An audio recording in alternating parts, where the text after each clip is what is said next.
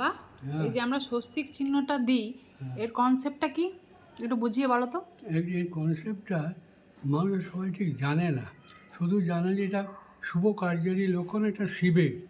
কিন্তু অ্যাকচুয়ালি মানে হচ্ছে, যেমন একটা নতুন বাড়ি তৈরি করলে ওটা আস্তে আস্তে ফল ডাউন হয়, এটা সৃষ্টিচক্রের নিয়ম। ওটা ফলে নতুন বাড়ি আস্তে পুরনো হবে, তারপর ওটাকে আবার রিপেয়ারিং করে আবার পুরনো হয়। যেমন যে দিন যাবে ওটা পুরনো হতে হবে, আবার রিপেয়ারিং হয়, তারপর আবার দিন যাবে, আবার রিপেয়ারিং হয়।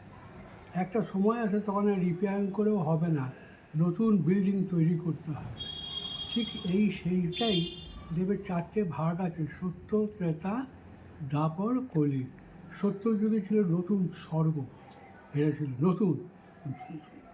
ওটা হচ্ছে সূর্যবংশী, গোল্ডেন এজ বলে।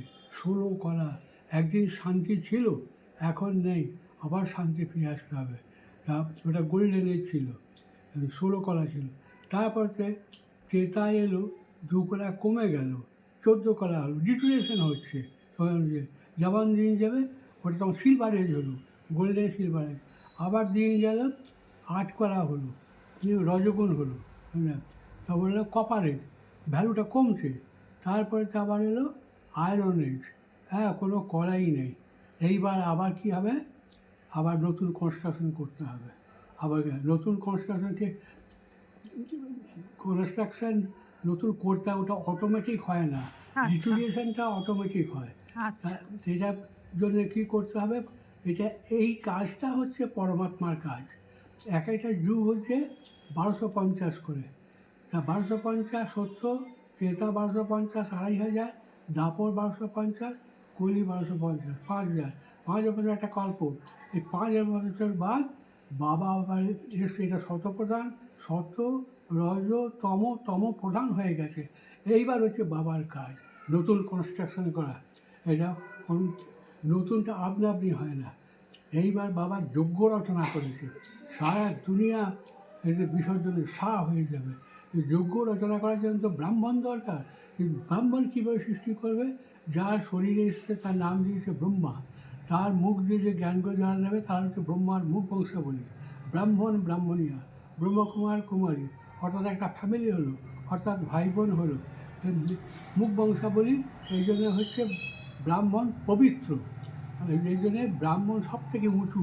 এই টিকিটা থাকে উঁচির লক্ষণ, তাই না? এই ব্রাহ্মণ থেকে হবে ফরিস্তা, ওকে, তারপর হবে দেবী দেবতা।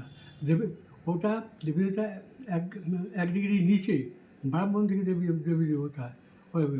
তা এই ফরিস্তা হয়ে আবার সঙ্গম। সেই সময়টা কিন্তু এখন এসে গেছে, এটাকে বলে সঙ্গম যুগ।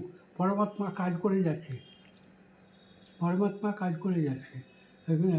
এইবার তোমার ব্রাহ্মণ তৈরি হচ্ছে, এইবার সমস্ত কিছু হয়ে আবার তোমার এসে যাবে সত্য যুগ। এই সৃষ্টির চক্রটা অনাদি।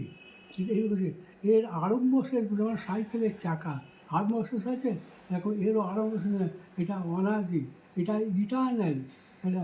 এটা আরম্ভ শেষ বলে কিছু নেই, এই দৈশ্যায় কিছু নেই। এইভাবে সৃষ্টি চক্রটা ঘুরছে। আমি এখান থেকে seated on the feet of Paramdham, I am giving you Om Shanti vibration to make the transformations of the whole world into paradise. India will get a paradise. It is must. সেই টাইমটা এখন এসে গেছে। It is now going on at the Sangam Yug. বাবা কাজ করে আছে। ওম শান্তি, ওম শান্তি।